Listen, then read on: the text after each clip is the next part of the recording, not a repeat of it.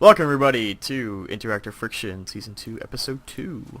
We are back with Tomb Raider 2013. I am Sam Callahan, and I am one driving here. And we got Brandon Carey with me. What, I don't get any subtitles or anything? No titles or anything? My rating pal. I always gave you a title in Far Cry 3. Every time. I don't know what to call The you. one time you host, you can't even think of one thing. The Raider of Tombs? The Fridge Raider? I don't know. God Like, what do you want? What do you want from me? Never mind. Let's just get to the show. Oh. And I'll just come up with a list that I can pull out at any time. Alright, so... well, I mean, you can improvise it. Well, the problem is that since we're in the beginning, there's really nothing to say. So... Alright, so last episode we were just hunting deer, we got our first weapon, and now we heard the sound, this happened before the recording, but Laura just said music, and the door was swung open for this place. So... But our current objective is to go find Roth, because I don't believe he explained why, but he can't move, although we know that... Was it wolves, or was it the crash that fucked up his legs? I think the wolves did, if memory serves. And we get the first one of these chests, which are actually pretty cool. He was walking pretty nice after the crash, I remember in the first scene. Yeah, and so this is actually one of the really interesting parts of the game, where basically you can just kind of examine this item, and Laura gives all her architectural insight on it. Architectural, what's the wrong word? Archaeological? Archaeological. Just talking about the hot corners of this building mask. The titular archaeologist? Oh. Yeah, there's the episode for you. But, yeah, so I always thought those were really neat. Like, it was never anything that was, like, mind-blowing that I didn't know, but it's a way to flesh out her character as someone who knows a lot about this area. This came out during a similar time frame when Assassin's Creed 3 came out. I remember this because at the time, I wrote an article comparing the collectibles in both games. Yeah, Assassin's Creed 3 was late 2012, this was early 2013. Because in Assassin's Creed 3, all the collectibles felt pretty much meaningless, because there was no context behind them, you just kind of gathered them because Ubisoft said, oh yeah, you can gather these. Because it's an Ubisoft game! Whereas in Tomb Raider, a lot of these collectibles do have some contextual logic behind them. Like, she's an archaeologist, so of course she's gathering artifacts. Yeah. And she has knowledge of this area, so of course she's going to, think about that knowledge as she's grabbing these artifacts. Yeah. And I do like the small little mini game of, like, if you find a special item, you'll get a bit more dialogue. It's a nice little touch that just shows you that Loris and that person who likes to take a look around the artifact and then like say, oh, there's some cool trace on this, and that means this culture did this. Yeah, there's actually a really great one later on where she's looking at like a ceramic bowl piece or something like that, and she was like, oh, I wonder if this dates back to like 16th century Japan, and then you flip it upside down and it says made in China, and she's like, oh, yeah, never mind. And I'm like, that's pretty great. Yeah, that was a pretty good one. Yeah. Alright, so now we're getting to the point where we see Sam and Whitman, if I remember correctly. No, not Whitman. Was it Whitman? Yeah, it's Whitman hanging out, right? Oh, no, it's No, this is a Tobias. Oh, right. I totally forgot that you see him early on before you realize he's totally evil. Yeah, this is basically him touching base with Sam. Yeah. Just to see which one of you ladies has the potential to be the victim of his evil sacrifice. And if I remember correctly, the reason that we know it's Sam is because it has to be a descendant of a certain woman who was captured on the island, which is why it would be Sam, because Laura is I think British. She has to be a descendant of the deity they are sacrificing to. Right. So it couldn't be Laura because, unless the bloodline got really mixed with a whole bunch of British guys, which is possible, it wouldn't be her. Yeah. So it's not a radical assumption to believe it would be Sam and not Laura. And Sam has always been interested in the story of Himiko because she's believed that she's a descendant of Himiko, even though she's joked about it, she didn't actually believe it. Yeah. Plot. So you mentioned this in the last episode, but what's your problem with Sam? Laura does a lot of things that drive the plot, whereas Sam just kinda is there. Well, she doesn't really do anything. She's their only purpose is to be the victim that Laura saves. Right, she's the damsel. Yes. Hmm. And she whenever she's kidnapped, she doesn't really even try to break loose or anything. She just kind of sits there and goes, "Oh, I guess I'm kidnapped. Uh-oh." Yeah, I guess it's kind of weird in the sense that, you know, Laura takes all the abuse and then she becomes stronger for it, whereas Sam never really tries to, you know, fight back.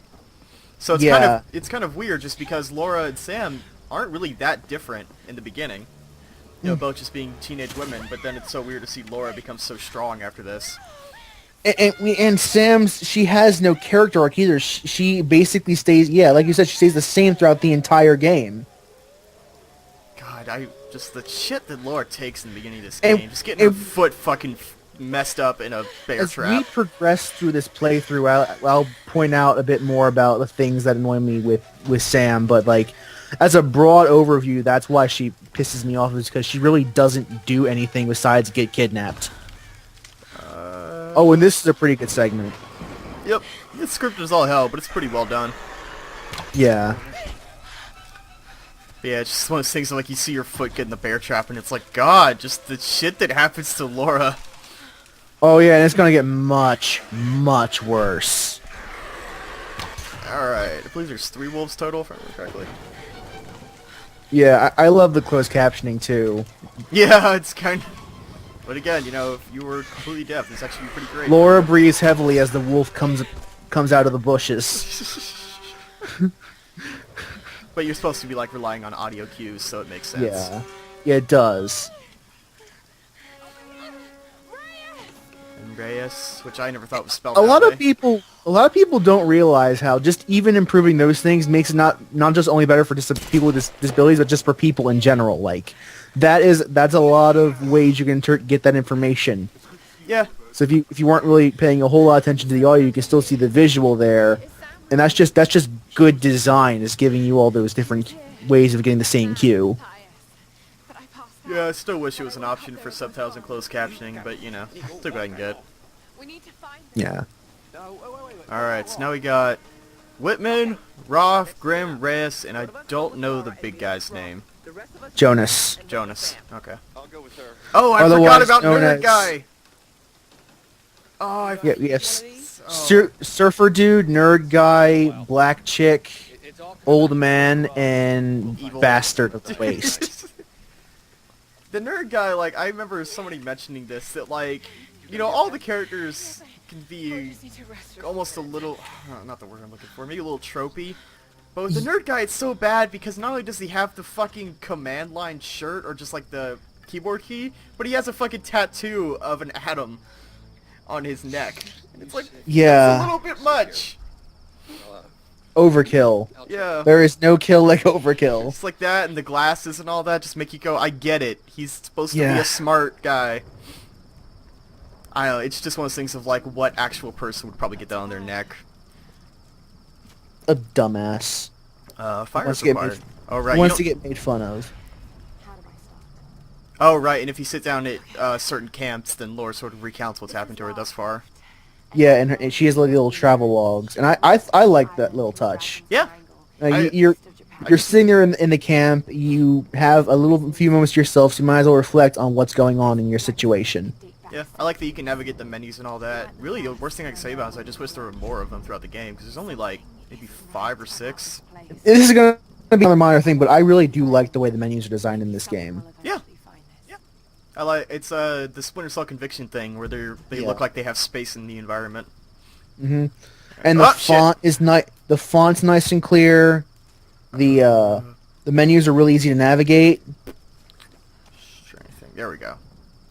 See, trying to remember that you don't get the lighter to light up the torch until about halfway through the game. Yeah. But you can break up some salvage, like salvaged upgrade weapons. Alright, so we To light your torch and to put in front of your bow to make all your arrows on fire. Yeah, which... That was kind of... We'll get to that when we get there, because I was thinking... You'll notice that, like, a lot of this game's theme is Laura just kind of taking things in the environment and jury-rigging them for her purposes. Yeah, I think I'll save my commentary about the fire arrows until I actually get there, because I have some things to say about it. Yeah. Alright. And this is like the first sign of Whitman being a complete and total prick. Right. Starts off pretty early. Yeah, it does start off really early. Like, oh yeah, you could have helped me get all this shit together, but instead, I'm just staring at a wall because I guess. Alright, we got the wolves coming, and this is where you learn to scramble. Which is pretty interesting that, like, you know, as far as the animations go, I really like that Laura doesn't just expertly dodge roll, she just kind of, like, jumps to her knees and just sort of, like, dodges out of the way like a real person would. Yeah, and I think you do unlock some more precise dodging stuff as you level up. I think you can just double tap to roll. Yeah. But that's the way they do it, is instead of just doing, like, a crazy dodge roll, she actually literally scrambles, as they say. So it's a lot more believable, because at first, unlike Jason Brody in Far Cry 3, she is fairly weak at first, and she's aware of that. Yeah.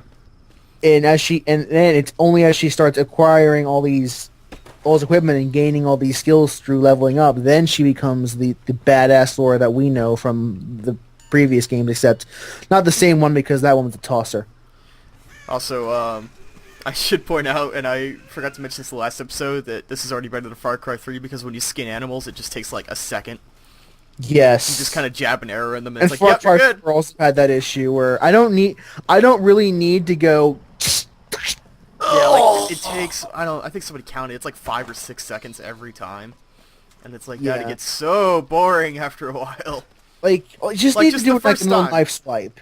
Yeah. Yeah, just like one time to be like, yep, that's pretty gross, and then just never again. Like, I would actually, in Far Cry 3, I loved it when the environment made it so that they couldn't do the animation, because if they do that, then they just give you the item. So I would always like love it when the environment would like, oh no, I can't do the whole animation. Yeah, when it just like breaks. I try to do that too. Like, I try to purposely stand in such a way that it wouldn't let me do the animation. But you know, if you're trying to subvert animations in games on you're not speedrunning, that's generally pretty bad design. Yeah, it's not my speedrunning. I'm sick of seeing that for the umpteenth time. That's just boring. And it's a similar thing, but not as bad as when you loot corpses in that game. No. Oh shit! Get off, get off, get off, get off, get off, get off! I'm being attacked by the wolf, and I hit the wrong button. Okay, so you get 2 shots at it. Yeah. I always forget it's not like a random button like God of War, it is just the attack button. Oh shit, I am very behind in the stream. Oh great. Oh shit. Well, I'm killing wolves. Yeah. And I forgot you don't even get like a melee attack for a while either. Anyway. No, yeah, but when you do, they're fairly brutal too. Like, like Laura does not like go easy on these guys at all. She's pretty much just scraping by the skin of her teeth, and she's doing whatever she can to survive. Yeah, it's only when you unlock the second tier that because the first abilities you get are like what's the word I'm looking for? They're the basics. Well, the first tier you get is like you throw dirt in their face. It's very much about subversion. And then once you get the hardened tier, which is the second one, that's when she actually uses the axe as a weapon. Mm-hmm. And the only reason I was going around collecting scrap is because Whitman is going to be like, we need to upgrade the axe. So instead of doing that, I just did it beforehand so we could do this and move right on. Because you see this, and she readily says, oh wait, I got a fragile ass axe. I'm not going to be able to turn it with this. Like it's actually Laura's the one that realizes that she needs the axe, not Whitman. Whitman's just there to kind of like be a prick. Yeah. He's got that mustache. And I guess they're trying to more like ease it into the fact that, oh yeah, he thinks this is all fascinating, and then ease that into his eventual betrayal, which again, if you have seen any fiction whatsoever in the past 10 years, you would know he's the backstabber of the group. Yeah, one thing is, this early on, do we know if he's seen the pirates? Because you could... He hasn't yet. Yeah, so you could write it off as he hasn't seen the shit that Laura's seen thus far. Because she very much knows these people want him dead. No, wait. I think he might have actually met them already, yes. I don't remember. It's we'll find out later. Anyway, this is an audio diary from Whitman. Which unfortunately has the problem of when you close it stops. Audio diaries are all scattered about in really odd locations. Places that you would not leave single pages of diaries. Yeah. Alright, we got plenty of salvage to upgrade. Only costs 50. Woo! we upgraded. Yeah, like some of the like it's a cool collectible because it does bring you into like what every character is thinking, but it's just all of them are placed in really odd positions. Yeah, it's the eternal like audio diary problem of how do these actually get here. Yeah, Let's see. Faster firing rate, stronger pull from not increased damage. not I'll just wait on how that. they get here, but like how did you like get the 10 like minutes of your life Yeah, free also, in this why would you- situation? Why would you bother to say this? Why would you bother To to write A, it down? yeah, to A, find paper and pen, B, think of these thoughts, and C, write them down. Like there is a, and I guess it's just kind of something you have to accept with video games. It's just such a gameplay contrivance.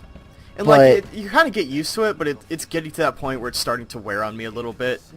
Where it's like, you Yeah. can do better than this. Like, you can think of better ways to handle this, like, doing the backstory in the middle of the game with audio diaries thing.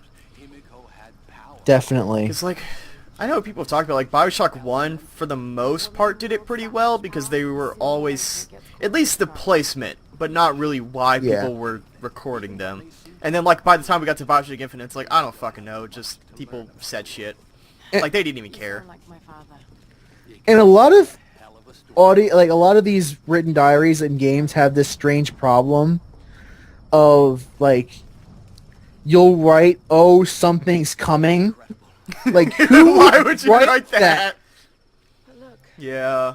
Like you would in reality probably just trail off at that point. Yep. Oh, man. I think Gone Home did the notes best, man. Like they're basically just audio diaries in written format, and that's not how people write. So, man, look at that lighting. Unless they were using like a text to voice chat or a voice to text to Yeah, this device. is a hot new technology from 2013. Just automatically write stuff down on pen and paper when you tell it. or like on like on like a keyboard or something. Oh, Like that would okay. be way would make sense. Yeah. Oh yeah, this is the first time he has to have known these guys by this point. Yeah. Oh, this is where we get to the... Just go along with them, Laura. Yeah, we're getting to that part. Yeah, and she's like, dude, you have the gun. You can take them. Oh, speaking... I didn't know he's speaking Russians. I never saw the subtitles before. I think... Did they explain the backstory, like, how these people got here initially? Were they just looking for treasure?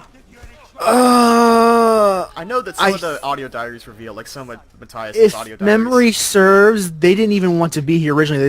They were like over the island, and they accidentally got blown into it. Probably. Hey, probably like smuggling or something like that. Yeah, then they... Oh, start getting shot. this is one of the more Yeah. uncomfortable. This is what I was talking about. Yeah. It's definitely a scene that has bothered a lot of people with good reason. It was a very controversial scene, even when the game came out. Yeah. I'm not really sure that...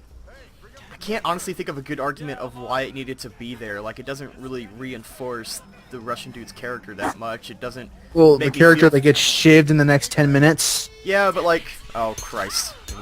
Yeah, those are bad too. But it also, like... I don't feel like it does much of anything... I don't feel like it does much of anything for Laura's character either. Yeah, this section kind of sucks because it's It's such just an one-hit arbitrary stealth section. With the rest of the game has none of it after this. Yeah. And again, the death animations, they are a little uncomfortable, and that is intentional, but it's still Still makes you hard to wince. watch. Yep. We haven't... Well, when we get to that one, I feel like I'm going to have to kill myself when we get to the steel pipe just to show it. Oh yeah. But... Yeah, there are a couple in the late game that are just gruesome. Yep. Alright, so we go through here, and then we start, like, slide shimmying in a second. Yeah, because if you step into the light, it's an instant kill. Yeah. Luckily I saw where that guy was coming from, I totally forgot. Okay. This is also kind of do it again stupid too, which makes it a little more annoying. Yeah. Alright. Now we get to the part, because Laura starts shimming through this, and then the Russian guy pulls him back out. Pulls her back out, excuse me. Yeah. And then we get to talk about the first gun scene after that. Which, And there's a good conversation to be had there. yeah. So I'm just kind of killing time. Also, the stream seems to have calmed down for some weird reason. Calm down. Yeah, now it's stopped being a bitch. That's one way to put it. Right. And we are almost Y at button. we're like 21 minutes in. Alright, well, get to that titular Yeah. gun scene. Just bites his ear off. Alright. Technically, if we talk about it in the episode, it would be the titular gun scene we made the title of the episode. Oh, right in the abdomen. Just yeah, it's implied that he's trying to rape her. Yeah, it's just not great. Like I said, I don't really feel like he does anything for either of the characters. Like, there's pretty easy ways to say people are assholes without having to do something like that. Yeah. Like, I guess the whole point is to reinforce that this island is full of really vicious people. Yeah. And that all of them are out to kill Laura. I guess that's the only way you could defend it, is just to say these guys are so depraved that they would do that. And it also gives her justification to make her first kill. Right. Which then goes into the gun scene. Which is weird, Yeah. because she goes from like that first kill and you see up close his face and he looks like really messed up and she's covered in blood. And, you know, it's a pretty well done first kill scene as far as all video games are concerned. And Certainly I not mean, the best, but it's this far is from probably how worse. someone would act if they first made a kill. Like, that would be a horrific experience for most people, I think. Yeah. I wouldn't honestly know. Nope. Never shot someone before. But then, like, you know... Not yet. Wait for that apocalypse to happen. It's coming. But then, like, very shortly we get into Laura just mowing dudes down. Like it was nothing. Yeah, and we've talked about this before in other things. I don't think we've done it yet in the Let's Play, but there were a couple developer interviews after this game came out, and the reason that the writer Rihanna Pratchett and a couple of the lead designers said that this was the case, that originally they did want to spend like an hour or two after you got that gun just having an inventory without it actually ever being used. Yeah. Like, it was just there. You have a gun, but you don't have any ammo, so therefore you don't really have any use for it. Which would be somewhat akin to like The Last of Us beginning, where they spent a while before you got to do anything. But like there, shot a guy. But the reason they changed it is because during focus testing, that's a thing that comes up in gaming over and over again. It's that when players got the gun, they expected, and somewhat rightfully, and pretty rightfully so, I would say, that they were able to use the gun that they just received. Yeah. Because otherwise, the next one would be, why would the game give me a gun then, if I can't use it? And that's a fair argument to make. Yeah. Whether or not it's a good idea as far as this game in particular is a different argument to, like, sure, I get why people would say that. I think it would have been really cool just to have this downtime between your first kill and you actually getting to use, like, the gun in combat. Yeah, it would have been cool if there was a lot more time used with, like, the bow, where you could tag guys in legs and then run away from them or something. Or generally just try to avoid killing. At the same time, I totally understand why the developers did that, because in the end, you gotta do what you gotta do to make the game release and make the game sell. Yeah, and you know, Square Enix has very high standards for how high the game is to sell, like millions of copies. So you can't afford to be like Naughty Dog and just make something with the sort of like what's what I'm looking for. And I thought the combat and the controls of this game are really nice. I don't know, like, if it's the control scheme or just, like, the way the game plays, but I found myself being much more accurate in this game than I have in other shooters. Oh, yeah. I mean, it's well-tuned.